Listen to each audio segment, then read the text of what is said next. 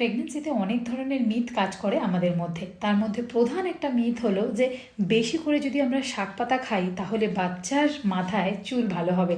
আসলে এটা পুরোপুরি ভুল ধারণা। তার কারণ বাবা কিংবা মায়ের ফ্যামিলির দিক থেকে কিংবা বাবা মায়ের মাথায় চুল যদি ভালো হয় তাহলে জেনেটিক্যালি কিন্তু বাচ্চার মাথায় চুল এমনিই ভালো হবে। শাক পাতা খেয়ে কিন্তু চুল ভালো হয় না। তার কারণ এন্টায়ার প্রেগনেন্সিতে আমি কোনো রকম শাক খাইনি, তার কারণ শাক খেতে আমার খুব একটা ভালো লাগে না। হ্যাঁ, বাড়ি থেকে অবশ্যই বলতো যে শাক খেতে হবে, তাহলে বাচ্চার মাথায় চুল ভালো হবে, এই উপকার হবে ওই উপকার হবে। কিন্তু যেহেতু আমি শাক খেতে ভালোবাসি না এবং শাক আমার পছন্দ নয়, সেই জন্য এন্টায়ার প্রেগনেন্সিতে কিন্তু আমি কোনো রকম শাক পাতা খাইনি।